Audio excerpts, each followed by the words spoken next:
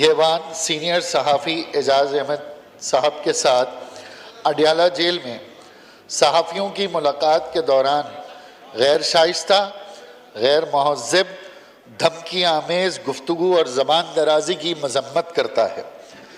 ये केस साबिक़ वज़ीर आज़म इमरान अहमद नियाज़ी ने न सिर्फ गैर महज़्ज़ब और धमकी आमेज़ ज़बान का इस्तेमाल किया, बल्कि इसके बाद उनकी ईमा पर सोशल मीडिया पर सीनियर सहाफ़ियों के ख़िलाफ़ एजाज अहमद साहब और दीगर सीनियर सहाफ़ियों के ख़िलाफ़ एक सोची समझी स्कीम के तहत हरासा करने की मुहिम शुरू की गई और उसे जानलेवा धमकियां भी दी गईं।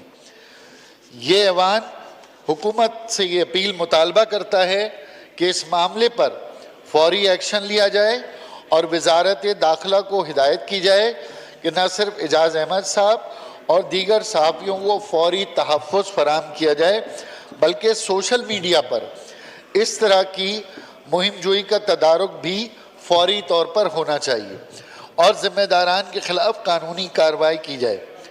अलावा जी ये ऐवान सहाफ़ी कराची में सहाफ़ी इम्तियाज़ मीर के बेईमाना कत्ल की मज़म्मत करता है और कातिलों की फौरी गिरफ्तारी के लिए कार्रवाई का मुतालबा भी करता है।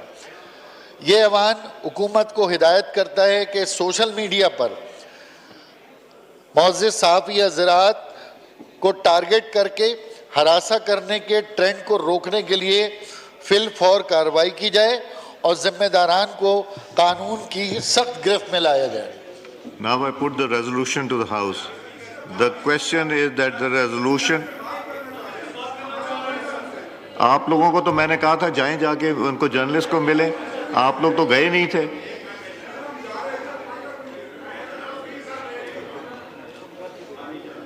पहले मैं पुट कर दूं रेजोल्यूशन, फिर बात कर दें। आपने अपोज करना है इस रेजोल्यूशन को?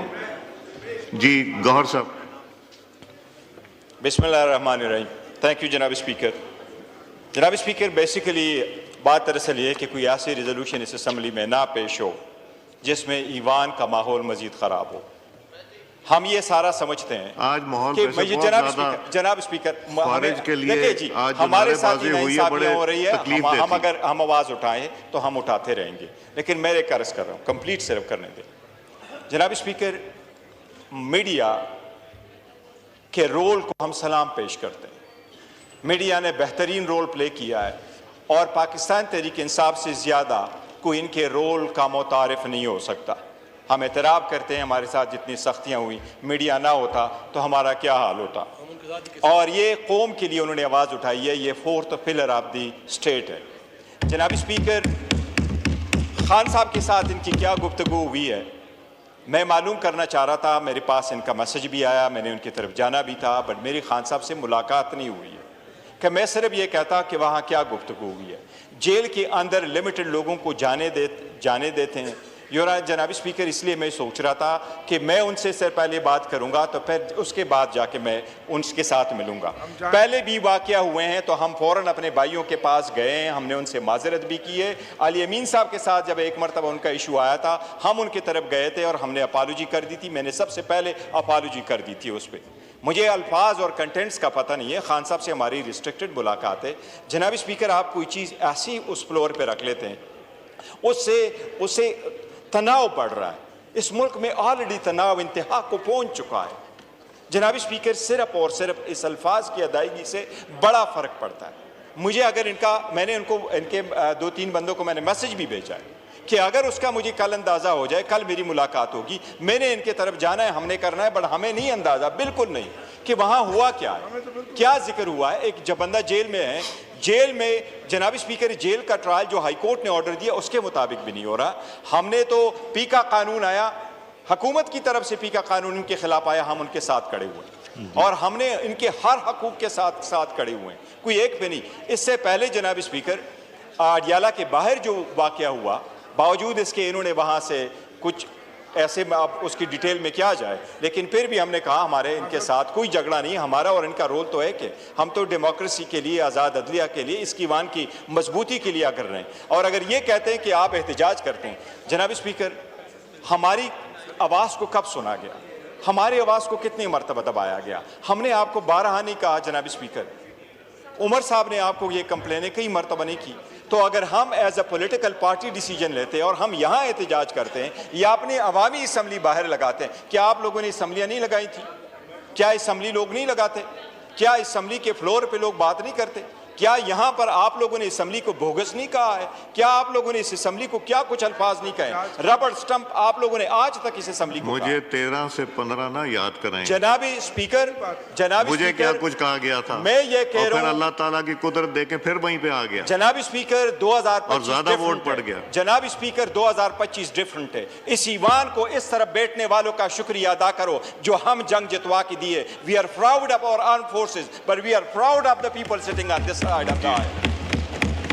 न ये बैठते हमने जनाब स्पीकर, हमने ये भी कसम का ये हुआ फेयरनेस आई थिंक आपको जाके मैंने बिल्कुल जाना है इनकी तरफ, मैंने जरूर जाना है जनाब मैंने स्पीकर। कहा था आप अभी जाइए इस पे जनाब स्पीकर, वो बीच में से हमने करने थे अपने, लेकिन कुछ हमारे साथियों ने आना था इसलिए फिर उस पे हमने बात करनी थी। आप अभी भी चले जाइए जनाब स्पीकर, वो हम करेंगे। काइंडली आप इसको फिलहाल रोक ले, इन अल्फाज को ना करें। रेजोल्यूशन तो आएगी, मेरा ख्याल है हमने आपको बार-बार मैंने आपको ये पॉइंट कराना था। आप ख्वारिज की सपोर्ट में यहाँ प्रोटेस्ट कर रहे थे वहाँ जाने के बजाय, तो इसलिए ये जी now I put the resolution to the house.